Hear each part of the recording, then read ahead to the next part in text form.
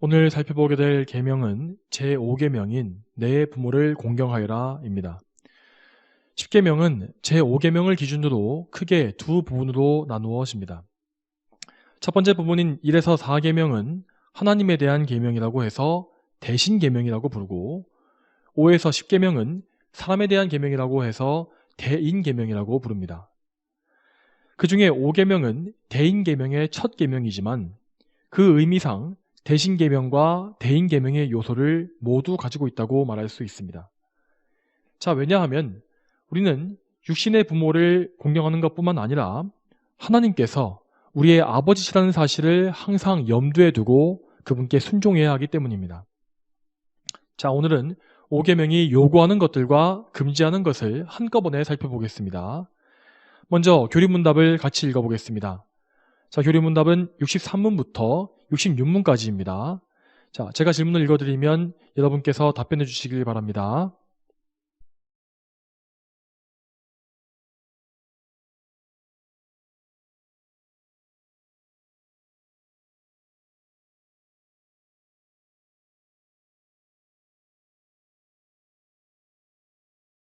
오늘 본문인 출애굽기 20장 12절에 나오는 공경하다라는 말은 원어상으로 무겁다라는 의미를 가지고 있습니다. 자, 즉 이 말씀은 이 부모의 권위를 무겁게 여겨야 하며 가볍거나 경솔하게 여기지 말아야 할 것을 명령하는 것입니다. 자, 그리고 이 말씀은 특별히 부모를 지칭하고 있습니다. 자, 그렇지만 우리는 5계명이 단지 육신의 부모만을 공경하라고 명령하는 것이 아님을 알아야 합니다. 자, 여러분, 이 10계명은 모든 도덕법을 요약하는 것이지 않습니까? 그래서 모든 10계명의 조항 하나하나는 이 기록되어 있는 말씀 그 자체뿐만 아니라 그 안에 많은 내용을 함축하고 있는 것입니다. 자, 이러한 원리에 따라서 5계명에서 언급한 부모 역시 이 세상에서 존재하는 수많은 권위를 대표하는 것으로 해석할 수 있어야 합니다. 자, 그런데 하나님께서 많은 권위 중에서 굳이 부모를 말씀하신 이유는 이 부모의 권위가 모든 사람이 보편적으로 받아들일 수 있는 가장 친숙한 권위이기 때문입니다. 만약 5계명에 어떤 왕이나 이 정치 권력자나 이 기타 다른 권위에 복종하라고 되어 있었다면 여기에 거부감을 가지고 순종하지 않는 자가 훨씬 더 많았을 것입니다. 그렇지만 부모에 대한 복종이 먼저 제시됨을 통해서 우리는 자연스럽게 다른 많은 권위들에 대한 복종 역시 납득할 수가 있게 되는 것이죠. 또한 부모의 권위가 먼저 언급된 또 다른 이유는 하나님께서 창조 때에 처음으로 부여하신 권위의 체계가 바로 가정이기 때문입니다. 하나님께서는 남자와 여자가 부모를 떠나 한 몸을 이루게 하셨고 그들을 통해서 자녀가 생산되는 가정의 질서를 허락하셨습니다. 가정이라는 것은 인간이 진화에 의해서 형성했던 조직이 아니라 하나님께서 처음부터 허락하신 체계였던 것입니다. 자, 인간이 이 죄를 짓기 전까지 이 가정이라는 체계는 그 자체로 완전했고 그 외에 다른 조직체가 필요하지 않았습니다. 그 당시의 가정은 오늘날의 국가와 교회가 하는 역할을 모두 다 완벽하게 수행할 수가 있었습니다. 최초의 가장이었던 아담은 왕과 제사장과 선지자의 역할을 모두 수행할 수가 있었고 만일 그가 범죄하지 않았다면 그에게서 나온 후손들 역시 그러한 완전한 가정을 이루었을 것입니다.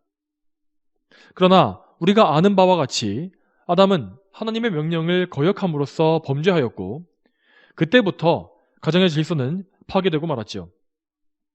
인간의 마음속에 죄가 들어옴으로 말미암아 그의 본성은 타락하고 부패하게 되었으며 타락으로 인해 인간은 오직 하나님께 죄만 지을 수 있는 존재가 되고 말았습니다. 이렇게 모든 사람은 하나님과 불화하게 되었고 인간 상호간에도 불화가 시작됐습니다. 남편은 가장으로서 온전한 권위를 행사하지 못하게 되었고 권위를 오히려 남용해서 가족들을 괴롭게 만드는 일이 빈번해졌습니다. 또한 아내 역시 남편의 권위를 무시하고 자신이 상대적인 우위를 차지하기 위해서 다투는 일을 많이 하게 되었지요. 마찬가지로 자녀들 역시 부모를 온전히 공경하기보다 자기 소견에 옳은 대로 행하고 거역하게 되었습니다.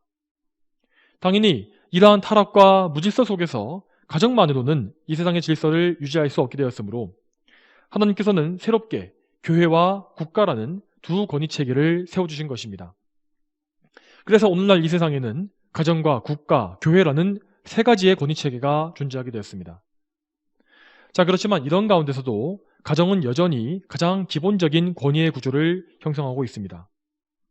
따라서 하나님께서는 제5계명에서 모든 권위의 기초를 이루는 부모의 권위에 대해서 먼저 말씀하신 것입니다.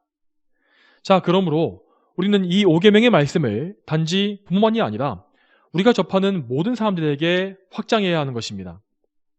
자, 오늘 우리가 살펴보고 있는 소요리 문답 64문을 보게 되면 자신의 위치와 관계 가운데 있는 모든 사람들에게, 그러니까 윗사람이든지 아랫사람이든지 동급자이든지 관계가 없이 그들의 명예를 유지하고 그들에 대한 의무를 수행해야 한다고 가르칩니다. 이 중에서 첫 번째로 우리의 윗사람들과의 관계에 대해서 생각해 보겠습니다. 자, 윗사람들이란 누구를 말하는 것입니까? 그것은 가장 먼저 우리의 부모를 포함해서 우리가 속한 가족과 친척들의 모든 손윗사람을 말하는 것입니다. 그리고 또한 우리가 속한 국가의 권력자들과 우리 직장의 상사들, 또 교회에서는 직분을 맡은 자들을 의미합니다. 우리는 이런 사람들이 가진 권위에 대해서 항상 적절한 복종과 존중을 행해야 합니다. 자, 우리가 윗사람에게 복종해야 하는 이유는 그 사람 자신에게 권위가 있어서가 아닙니다. 인간이 가진 모든 권세는 다 하나님께로부터 나온 것이기 때문에 자, 그들에게 권위를 주신 하나님께 영광을 돌리기 위해서 우리는 윗사람에게 복종하는 것입니다. 설령 그들의 단점이 너무나 많이 보이고 그들이 그런 권세를 가질 만한 자격이 없다고 생각되더라도 우리는 하나님께서 그들에게 권위를 주신 합당한 이유가 있다고 믿어야 합니다. 그러므로 그들이 하나님께 거역하는 죄를 짓지 않는 선에서는 그들에게 항상 복종과 존중을 가져야 하는 것입니다. 자, 그런 의미에서 오늘날 이 대한민국의 전반에는 권위에 대한 이 죄악된 경멸과 반항이 가득한 것입니다. 아예 모든 권위를 무시하고 무너뜨리려는 반사회적인 성향이 넘쳐나고 있고 특히 많이 가진 자를 향한 이유 없는 증오가 만연한 것을 볼 수 있습니다. 자, 여러분, 이렇게 정상적인 권위를 파괴하려는 모든 시도는 대부분 사회주의적인 좌파 사상에서 비롯된 것들입니다. 자, 이런 사회주의자들은 자신들이 원하는 사회혁명을 이루기 위해서 기존에 존재하는 모든 질서와 도덕을 파괴하고 재구성해야 한다는 생각을 가지고 있습니다. 그들은 정부와 정당, 학교, 언론, 기업, 심지어 교회 안에서도 암약하면서 그들의 썩은 사상을 전파하고 있습니다. 여러분, 이런 자들에 의해서 반성경적이고 무신론적인 이론이 설파된 결과가 어떻습니까? 부모와 교사를 멸시하는 아이들이 넘쳐나고 또 노동자들은 자신의 이익을 관철시키기 위해서 부당한 파업을 일삼고 있습니다. 또한 정당한 권력자에 대해서 온갖 말도 안 되는 이유를 대면서 탄핵을 외치는 자들도 얼마나 많습니까? 그리고 좌우를 막론하고 거의 모든 국민이 자신의 취향에 따라서 존중하고 싶은 권위와 그렇지 않은 권위를 취사 선택하고 있습니다. 그들은 자기가 좋아하는 권위에 대해서는 우상숭배적인 충성을 바치지만 반대로 자기가 싫어하는 권위는 무조건적으로 멸시하고 대적하는 행태를 보이고 있습니다. 여러분, 우리 그리스도인들은 절대로 이러한 악한 흐름에 동참하지 말아야 합니다. 물론 우리는 정말 사악하고 적그리스도적인 정치인들이나 권력자들을 볼 때에 분노가 치밀 수밖에 없습니다. 그렇지만 그렇게 분노를 가질 때라도 우리는 그들의 죄에 대해서 지적하고 성경적으로 비판을 해야지 그들을 멸시하거나 조롱하지는 말아야 합니다. 또한 욕설을 내뱉거나 그들에게 살기등등한 분노를 표출해서도 안 될 것입니다. 비록 그들이 악한 일에 사용되고 있는 사악한 자들이라 할지라도 하나님은 그분의 선하신 뜻에 따라서 그들에게 권세를 부여해 주신 것입니다. 그러므로 그들이 권세를 잘못 사용한 죄악을 심판하시는 분은 하나님이시지 우리가 아닌 것이죠. 우리의 역할은 그들의 악에 저항하는 가운데 하나님의 엄중한 심판에 대해서 성경적으로 계속 경고하는 것입니다. 우리는 어떤 경우에도 악에 악으로 맞서지 않게끔 주의해야 할 것입니다. 자, 또 다음으로 소요리 문답은 아랫사람과 동급자에 대한 존중과 사랑의 의무를 가르치고 있습니다. 자, 여기에 대해서는 먼저 이 부모의 역할의 중요성을 말해야 할 것입니다. 여러분, 부모에게 있어서 자녀는 자기의 소유물이 아니라 하나님께서 주신 선물과 같습니다.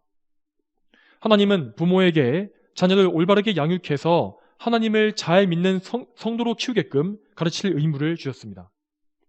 말하자면 하나님은 그분의 권위를 대행하는 존재로서 부모를 세우신 것입니다. 따라서 부모는 자녀를 성경이 가르치는 바른 길로 이끌어야 할 책임이 있습니다. 절대 자녀를 자기가 하고 싶은 대로 내버려 두어서는 안 됩니다. 그런데 현대의 아동교육 이론은 부모의 훈육을 대단히 제한하고 그 어떤 체벌도 가하지 말아야 한다고 주장하고 있습니다. 그들은 체벌이 없이도 얼마든지 아이들을 설득하고 교정해 줄 수 있다고 말합니다. 그렇지만 이런 주장은 결코 사실이 아닙니다. 여러분, 부모는 자녀들에 대해서 성경적인 관점을 가져야 합니다.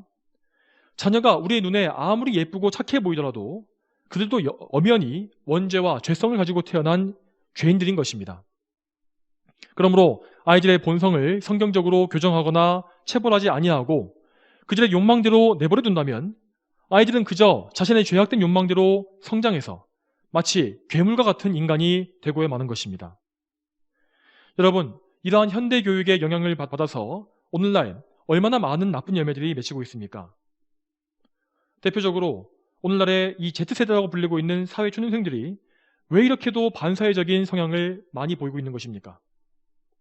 그 모든 것은 그들의 부모 세대가 그들을 양육할 때에 훈계와 책망을 내버렸기 때문입니다. 또한 그들을 가르쳤던 학교에서도 아이들의 인권을 존중한다는 명목으로 교사가 일체 체벌을 가하지 못하도록 금지하는 법안을 만들지 않았습니까?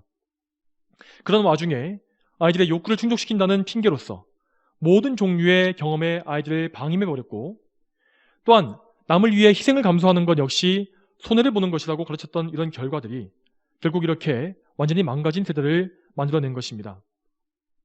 여러분, 앞으로 이러한 현상은 갈수록 더 심해질 것입니다. 왜냐하면 현대의 교육 이론과 그 내용은 점점 더 반성경적이고 악한 방향으로만 흘러가고 있기 때문입니다. 또한 그런 교육을 받고 자란 부모 역시 자신이 가지고 있는 그런 사상적인 독극물을 그대로 아이들에게 주입하지 않겠습니까? 여러분, 그 결과가 무엇입니까? 디모데후서 3장 1절 이하 말씀을 잠시 보겠습니다. 자, 디모데후서 3장 1절부터 4절 말씀이 이렇게 나와 있습니다. 너는 이것을 알라. 말세에 어려운 때가 올 것이다. 사람들이 자기를 사랑하며 돈을 사랑하며 자랑하며 교만하며 모독하며 부모를 거역하며 감사하지 않으며 거룩하지 않으며 무정하며 화해하지 않으며 비방하며 절제하지 못하며 사나우며 선한 것을 좋아하지 않으며 배신하며 조급하며 자만하며 쾌락사랑하기를 하나님을 사랑하는 것보다 더하며. 여러분, 왜 말세에 이를수록 사람들의 성향이 이토록 악해지는 것일까요? 그 이유 중에 가장 큰 것은 바로 부모가 자녀 양육의 의무에 실패하기 때문입니다. 자, 앞으로 세월이 가면 갈수록 방금 읽은 성경 말씀에 나온 행태는 점점 더 두드러질 것입니다. 그렇지만 우리는 이러한 세태에 반대하여서 하나님의 말씀대로 행해야 합니다. 부모는 아이들의 회심을 위해서 항상 성경을 가르치고 성경 중심의 세계관과 가치관을 가르쳐야 합니다. 특히 아버지들은 가정에서 목회자의 역할을 해야 한다는 사실을 잊지 마십시오. 아무리 생활이 바쁘고 힘들더라도 아버지들은 가정 예배를 인도해야 하고 아이들을 말씀으로 가르치는 일을 주도해야 합니다. 우리의 목표는 자녀를 성경과 올바른 교리에 따라서 가르치는 것이지 이 세상에서 성공하도록 만드는 것이 아닙니다. 이 세상에서의 성공이란 아이가 하나님의 영광을 위해서 자기 소명에 충성했던 결과로 따라오는 부차적인 것에 불과합니다. 그러므로 세상적인 성공을 최고로 가르치는 부모는 아이를 영적으로 죽이는 것입니다. 아이들에게 가장 중요한 것은 하나님께 순종하며 하나님을 사랑하고 하나님과의 올바른 관계를 맺어가는 것에 있습니다. 예수 그리스도를 믿음으로 하나님과 화평을 누리는 것, 이것에 실패하면 이 아이들은 이 세상뿐만 아니라 온 세상에서도 모든 것을 잃게 될 것입니다. 그리스도인들은 이 사실을 기억함으로써 성경적인 자녀 양육에 항상 힘써야 할 것입니다. 자, 그리고 우리는 자녀뿐만 아니라 우리의 모든 아랫사람과 동급자에 대해서 존중하는 마음을 항상 견지해야 합니다. 여러분, 한국 사회는 유교의 영향력이 아주 강하기 때문에 아랫사람을 하대하는 고질적인 병폐를 가지고 있습니다. 그렇지만 우리는 이러한 잘못에 동화되지 말고 항상 성경적인 인간관계를 맺도록 힘써야 할 것입니다. 상대방이 우리보다 나이가 어리거나 혹은 사회적인 지위가 낮더라도 그들은 모두 하나님의 형상을 따라 창조된 존귀한 자들입니다. 따라서 우리의 권위를 이용해서 그들을 찍어 누르거나 비인격적으로 대하는 것은 분명 5계명을 범하는 죄인 것입니다. 에베소서 6장 9절에서는 아랫사람에 대한 의무를 이렇게 말씀하십니다. 주인들아, 너희도 위협을 그만두고 그들에게 이와 같이 행하여라. 이는 그들과 너희의 주께서 하늘에 계시며 그분께서는 외모로 사람을 취하시는 일이 없다는 것을 알기 때문이다. 이 말씀과 같이 우리는 우리가 가진 모든 권위가 하나님께로부터 나온 것임을 알고 우리가 만나는 모든 사람들의 주인이 바로 하나님이시라는 사실 역시 알아야 합니다. 이러한 마음을 가질 때에 우리는 모든 사람에 대해서 말이나 행동, 태도와 표정, 생각이 이르기까지 존중과 사랑을 가질 수가 있을 것입니다. 자, 그러면 이제 65문으로 넘어가서 5계명이 금지하는 것이 무엇인지를 살펴보겠습니다. 자, 이 교리에 대해서 우리는 이 각 권위에 하나님께서 정하신 경계가 있다는 사실을 알아야 할 것입니다. 자, 모든 권위의 그 위에는 하나님께서 계시며 오직 하나님만이 절대적인 권위를 가지고 계십니다. 하나님은 가정과 교회와 국가 모두를 통치하시는 주권자이십니다. 반면에 지상에 존재하는 모든 권위는 모두 다 하나님께서 주신 영역 내에서만 제한적인 권위를 가지고 있는 것입니다. 그리고 각 권위는 각자의 고유한 역할이 있기 때문에 서로를 침범하는 것이 금지됩니다. 예를 들어서 국가는 가정의 문제에 간섭할 권리를 가지고 있지 않습니다. 부모의 고유 권한에 대해서 국가 권력이 함부로 이래라 저래라 할 수 없는 것이죠. 예를 들어서 정부가 부모의 정당한 훈육행위를 아동학대로 규정하고서 제한하는 것은 대단히 반성경적인 행위라는 것을 우리는 알아야 합니다. 또한 국가는 교회의 영역에도 간섭할 권리가 없습니다. 과거 코로나 시국에 이 전염병 관리를 핑계로 해서 국가가 교회의 예배를 통제하고 금지했던 적이 있지 않습니까? 만약 정말 코로나가 중세시대의 흑사병처럼 엄청나게 위험한 질병이었다면 교회도 정부 방침에 따랐어야 할 것입니다. 그렇지만 코로나 당시에 교회를 제외한 모든 영역은 약간의 규제만 있었을 뿐 계속해서 정상적으로 운영되지 않았습니까? 그런데도 당시의 정부는 오직 교회만을 타겟으로 해서 모든 예배를 금지시키고 비대면 방송 예배를 강요했던 것입니다. 여러분, 그러한 정책의 기저에는 교회의 활동이 사회 유지에 필수적이지 않은 덜 중요한 것이라고 여기는 사고방식이 깔려 있었습니다. 이러한 사고방식은 분명히 전 정권 당국자들의 사회주의적이고 유물론적인 이념에 바탕을 둔 것이죠. 그리고 그들의 그러한 행위는 국가의 합법적인 권리를 한참 뛰어넘는 불법 행위였음이 분명합니다. 또한 여러분, 반대로 교회 역시 국가의 권세에 간섭하지 말아야 할 것입니다. 자, 이 말은 국가의 반성경적인 정책에 대해서도 아무 간섭을 하지 말라는 것이 아닙니다. 국가가 하나님을 대적하는 정책을 펼 때에 교회는 반드시 거기에 대해서 강하게 저항해서 그 시도를 막아내야 합니다. 그렇지만 교회가 자신의 영적인 영역을 넘어서서 정치 집단화되는 것은 5계명에서 금지하는 범죄 행위입니다. 따라서 기독교가 정당을 만들어서 선거에 참여하는 등 이 정치에 개입하는 것은, 직접 개입하는 것은 성경에 허용되지 않는 일이라는 사실을 우리는 알아야 하겠습니다. 자, 이제 다음으로는 개인적인 영역에서 5계명이 금지하는 바가 무엇인지를 생각해 보겠습니다. 자, 여러분, 우리는 우리의 개인적인 권위를 남용하지 말아야 합니다. 첫 번째로 부모가 자신의 권위를 남용하는 것에 대해서 성경은 이렇게 말씀합니다. 에베소서 6장 4절 말씀에 또한 아비들아 너희의 자녀들을 노엽게 하지 말고 주님의 교양과 훈계로 양육하여라. 자, 이 말씀에서 부모가 자녀를 노엽게 한다는 것은 곧 주님의 교양과 훈계를 벗어나는 일을 말합니다. 즉 부모가 자녀 양육의 기준을 하나님 말씀에 두지 않고 주관적인 기준으로 무질서하게 만들게 되면 자녀는 괴로움과 분노를 느끼게 되는 것입니다.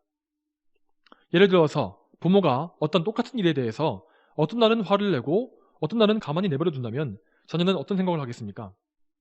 그 아이들이 과연 부모를 신뢰하고 순종할 수가 있을까요? 그럴 수가 없을 것입니다. 그러므로 부모들은 항상 먼저 자신을 하나님 말씀에 맞추기 위해서 노력해야 합니다. 하나님의 말씀에서 나 자신이 이탈하게 되면 우리의 자녀 교육은 반드시 흔들리고 무너지게 되어 있습니다. 우리의 가정은 하나님께서 세우신 기관으로서 하나님의 통치를 드러내는 거룩한 장소가 되어야 합니다. 자녀들이 부모의 모습에서 하나님의 거룩하심을 볼 수 있도록 그리스도인 부모들은 항상 하나님께 순종하고 그분을 닮아가기를 힘써야 할 것입니다. 자, 다음으로 자녀들에게 금지되는 것이 무엇인지를 생각해 보겠습니다. 자, 자녀들은 당연히 부모의 합당한 요구에 반항해서는 안 될 것입니다. 자, 성경에도 기록되어 있는 바와 같이 부모에게 거역하는 자녀들이 가는 길은 항상 패망의 길입니다. 엘리 제사장의 두 아들인 홈니와 비나스가 그러했고, 또한 다윗의 아들인 압살롬 역시 아버지에게 반역한 결과로서 패망의 길을 가지 않았습니까? 자, 그렇지만 우리는 부모의 모든 명령에 무조건적으로 복종하는 것이 맞는지를 생각해 볼 수 있어야 합니다. 앞에서 말씀드린 바와 같이 우리는 항상 하나님의 뜻에 가장 먼저 복종해야 합니다. 따라서 부모의 말이라 할지라도 하나님의 명령을 어기게 하는 것이라면 자녀는 거기에 따르지 말아야 하는 것이죠. 예를 들어서 과거에 기독교가 처음 우리나라에 들어왔을 때 얼마나 많은 사람들이 교회에 가기 위해서 부모님이 핍박을 받았는지 모릅니다. 물론 지금도 그런 사람들이 존재하지만 유교적인 사상이 사회를 지배했던 그때에는 정말 교회를 가는 것 때문에 매를 맞거나 학대당하던 자녀들이 많았습니다. 저희 외할머니께서도 어릴 적에 아버지의 눈을 피해서 몰래 교회를 가시곤 했다고 말씀해 주신 적이 있었습니다. 자, 이런 것이 바로 부모님보다 하나님을 더 순종하는 믿음인 것이죠. 이처럼 우리는 모든 건의가 하나님 말씀에 위배되지 않는지를 항상 주의해서 살펴야 합니다. 만약 우리가 하나님보다 사람의 말을 더 듣는다면 그것은 하나님께도 거역하는 것이고 또 그 사람을 사랑하는 길도 아닌 것입니다. 자, 다음으로는 사회적인 상급자와 하급자 간의 관계에 대해서 이 관계에서 금지되어야 할 것이 무엇인지를 생각해 보겠습니다. 자, 상급자의 의무에 대해서는 앞에서 이미 설명한 바 있기 때문에 이번에는 하급자의 의무가 무엇인지를 살펴보겠습니다. 에베소서 6장 5절부터 7절 말씀에 이렇게 나와 있습니다. 종들아, 두려움과 떨림으로 육신의 주인들에게 성실한 마음으로 순종하기를 주께 하듯 하여라. 사람을 기쁘게 하는 자들처럼 눈가림으로 하지 말고 그리스도의 종들처럼 마음으로 하나님의 뜻을 행하고 성실히 섬기기를 주께 하듯 하고 사람에게 하듯 하지 마라. 자, 이런 원리를 따라서 우리는 이 세상의 윗사람들을 성실하게 섬겨야 합니다. 상급자의 눈을 적당히 속이고 넘어가기 위해서 하는 행동들은 5계명에서 금지하는 바인 것입니다. 우리가 하는 모든 일은 궁극적으로 사람이 아닌 하나님께 하는 일들임을 기억해야 합니다. 그러므로 우리는 우리의 직업을 비롯한 모든 일들을 하나님께서 주신 소명으로 알고 충성을 다해야 하는 것입니다. 그래서 과거에 우리 믿음의 선조들은 이러한 소명의식을 가지고 있었기 때문에 모든 직업에 충성을 다했습니다. 그들은 모든 일을 하나님께 하듯이 하라는 이 말씀에 따랐고 그 결과 자연스럽게 부를 축적함으로써 오늘날의 서구 선진국들의 근간이 이루어진 것입니다. 이제 마지막으로 교회 안에서의 관계에 대해서 생각해 보겠습니다. 여러분, 우리는 목회자의 권위에 대해서 어떤 생각을 가지고 있습니까? 우리는 여기에 대해서도 대단히 신중한 생각을 가져야 합니다. 만일 목회자의 권위에 대해서 지나치게 강조하게 된다면 그런 교회는 성경이 아니라 목회자를 기준으로 삼고 교주로 섬기는 집단으로 변질될 것입니다. 또 반대로 목회자의 권위를 깡그리 무시하는 교회들도 있는데 그런 교회들은 영적으로 무질서와 혼란에 빠지게 되어 있습니다. 그러므로 우리는 교회 안에서 성경적인 권위를 따를 수 있어야 합니다. 목사를 비롯해서 교회의 직분자들은 하나님께서 그들에게 주신 영적 권위만을 알고 행사해야 합니다. 디모데전서 5장 17절 말씀에 잘 다스리는 장로들은 2배나 존경받아야 하고 특히 말씀과 가르치는 일에 수고하는 자들은 더욱 그렇게 되어야 한다라고 되어 있습니다. 자, 이 말씀에서 앞에 나오는 다스리는 장로라는 직분은 말씀 사역을 하지 않고 교회를 다스리는 일만을 하는 장로를 말하는 것이고, 자, 뒤에 나오는 말씀과 가르치는 일에 수고하는 자들이라는 것은 가르치는 장로, 즉 말씀을 전하는 목사를 의미합니다. 성도들은 이러한 사역자들을 존중해야 한다고 써 있는데 그 이유는 사역자 자신에게 있는 것이 아니라 교회의 주인이신 그리스도께 있는 것입니다. 그리스도께서는 교회의 머리로서 당신의 몸이 질서정연하고 견고하게 서기를 바라십니다. 따라서 그분은 적절한 교회의 정치 제도와 직분자를 세우심으로써 그들에게 영적인 권위를 주시고 질서를 부여하신 것입니다. 그리고 이 영적 권위의 목적은 성도들을 영적인 면에서 가르치고 인도하는 것에 국한됩니다. 이 목적에서 벗어나서 성도들을 인간적으로 지배하려고 하거나 복종시키려고 하는 것은 그들의 권위를 벗어난 일인 것입니다. 직분자들은 언제나 자신이 그리스도의 종임을 잊지 말아야 합니다. 즉 그들은 성도들로 하여금 계속해서 그리스도께 가게 하며 그리스도께 복종하게 만드는 그 일에 자신의 삶을 다 바쳐야 하는 것이죠. 베드로전서 5장 3절 말씀에는 목회자들에 대해서 이런 명령이 나와 있습니다. 맡겨진 자들에게 주장하는 자세로 하지 말고 오직 양무리의 본이 되어라. 이 말씀은 곧 그리스도께서 먼저 보이신 목자의 본을 따라가라는 것입니다. 그리스도 예수님께서는 양들을 이용해서 이득을 취하시려고 오신 것이 아니라 양들을 위해 자신을 내어주시고 목숨을 내어놓으시기 위해서 이 세상에 오신 것입니다. 그래서 그분은 종의 영치를 가지셨고 오히려 그분의 양들을 섬기는 종의 삶을 사셨던 것입니다. 그러므로 교회의 직분자들은 영적으로는 권세를 가지지만 동시에 교회에서 가장 낮은 자리까지 내려가야 합니다. 성도들을 위해서 굳은 일을 마다하지 말고 먼저 고난받으며 또한 항상 눈물과 탄식으로 정말 힘겹게 기도하는 그 일에 열심을 다해야 하는 것입니다.